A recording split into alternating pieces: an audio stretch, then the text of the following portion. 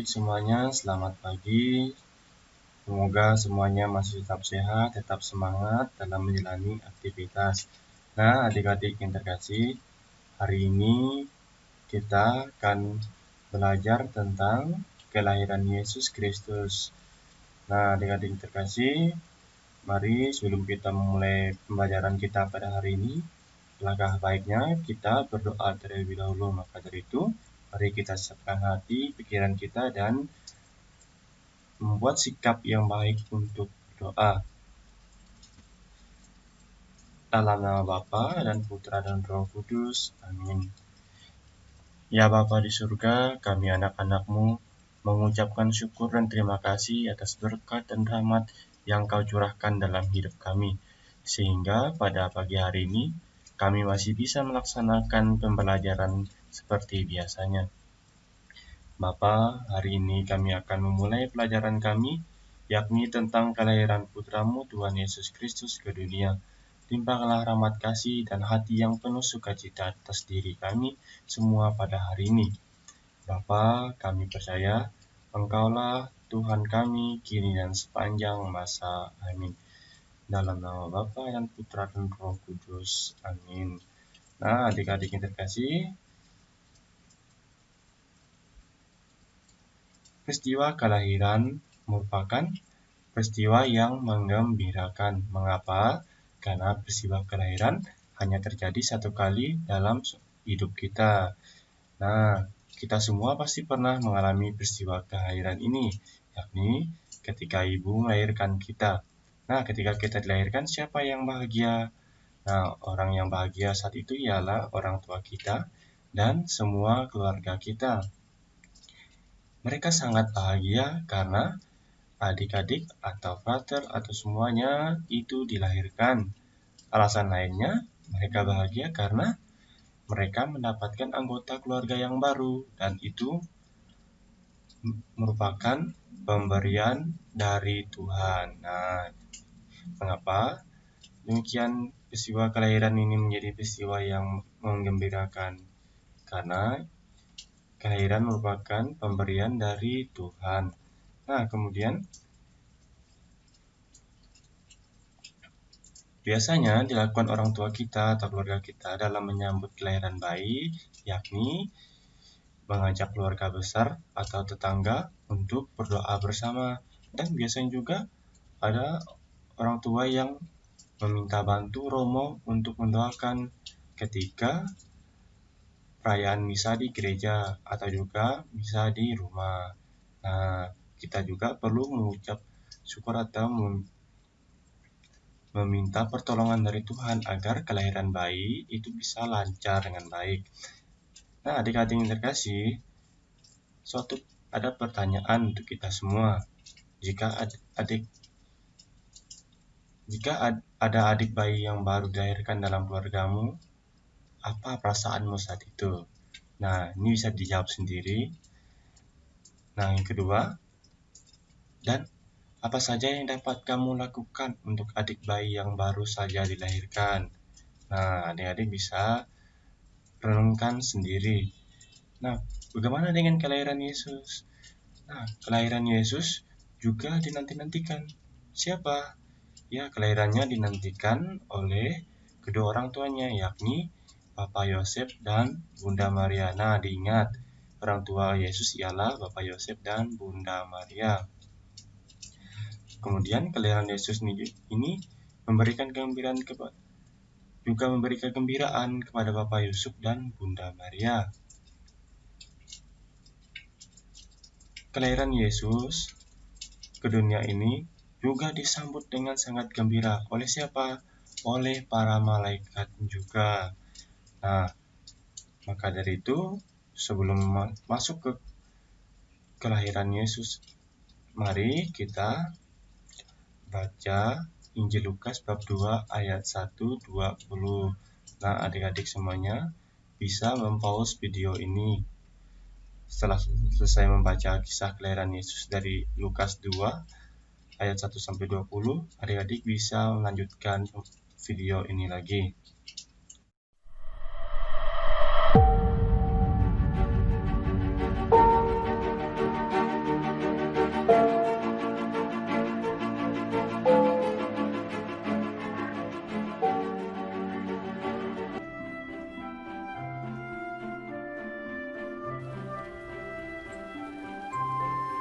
Malaikat Gabriel diutus Allah ke Galilea, ke sebuah kota bernama Nazaret untuk menemui perawan yang telah bertunangan dengan seorang pria bernama Yusuf dari keturunan Daud.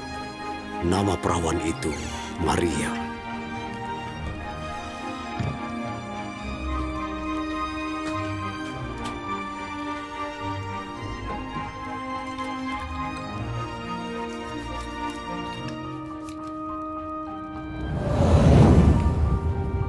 Salam, hai engkau yang penuh rahmat. Tuhan sertamu. Diberkatilah engkau di antara wanita. Jangan takut, Maria, sebab engkau mendapat kasih karunia di hadapan Allah. Engkau akan mengandung dan melahirkan seorang anak, dan engkau akan menamainya Yesus. Dia akan menjadi besar dan akan disebut Anak Allah yang Maha Tinggi, dan kerajaannya tidak akan berakhir. Bagaimana mungkin? Sebab aku ini belum bersuami. Roh Allah akan datang kepadamu, dan kuasa Allah akan meliputi engkau. Itulah sebabnya anak yang akan lahir itu akan disebut kudus, Anak Allah. Elisabet sepupumu akan menjadi ibu dari seorang anak di usianya yang sudah tua. Dia yang disebut sebagai wanita mandul sekarang sedang mengandung 6 bulan. Sebab bagi Allah tidak ada sesuatu hal yang mustahil. Aku ini hamba Tuhan. Terjadilah menurut perkataan.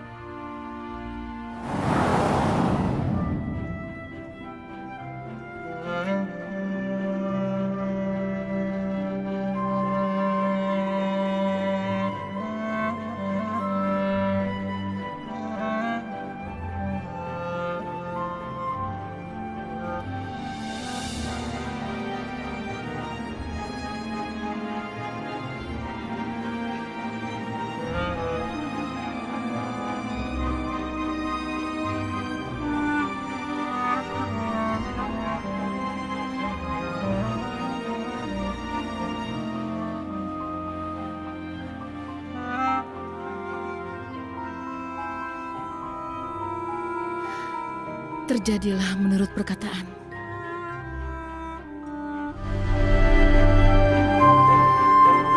Kelahiran Yesus Kristus adalah seperti berikut.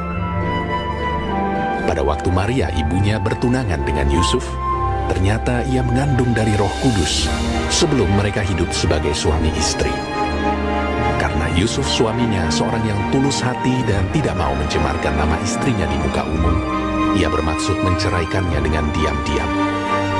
Tetapi ketika ia mempertimbangkan maksud itu, malaikat Tuhan nampak kepadanya dalam mimpi dan berkata, Yusuf anak Daud, janganlah engkau takut mengambil Maria sebagai istrimu, sebab anak yang di dalam kandungannya adalah dari Roh Kudus. Ia akan melahirkan anak laki-laki, dan engkau akan menamakan dia Yesus, karena dialah yang akan menyelamatkan umatnya dari dosa mereka. hal itu terjadi supaya genaplah yang difirmankan Tuhan oleh Nabi. Sesungguhnya anak darah itu akan mengandung dan melahirkan seorang anak laki-laki, dan mereka akan menamakan dia Immanuel, yang berarti Allah menyertai kita. Sesudah bangun dari tidurnya, Yusuf berbuat seperti yang diperintahkan malaikat Tuhan itu kepadanya. Ia mengambil Maria sebagai istrinya, tetapi tidak bersetubuh dengan dia. Bagaimana?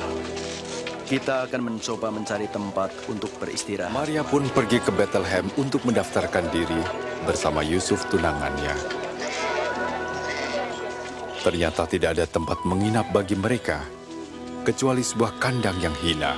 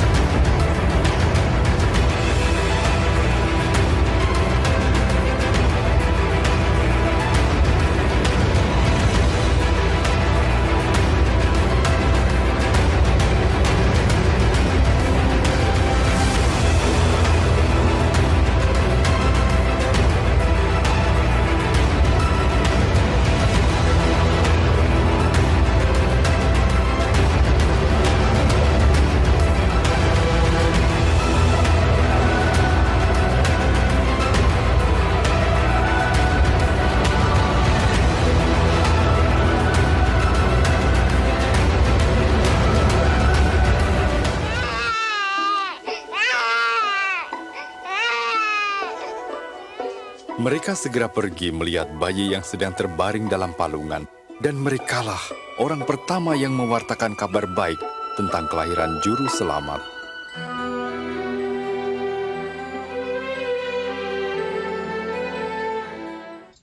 Nah, dari kisah yang baru saja kita lihat, kita mengetahui bahwa Yesus adalah Tuhan. Dan juga kita mengetahui bahwa Yesus dilahir di mana? Ya, Yesus lahir di kandang domba di Bethlehem. Ya, begitu sederhana bukan? Yesus dilahirkan di sana.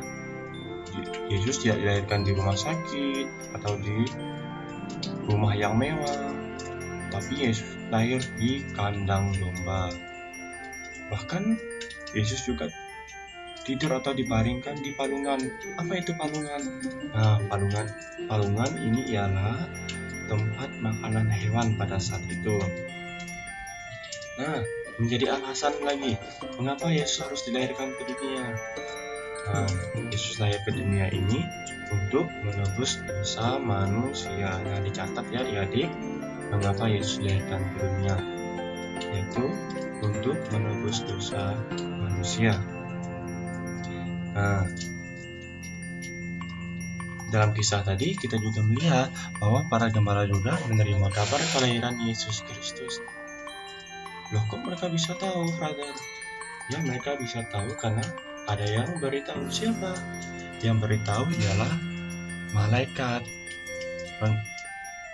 Nah, berkat pemberitahuan dari malaikat itu, mereka kemudian mengunjungi bayi Yesus dengan semangat dan gembira.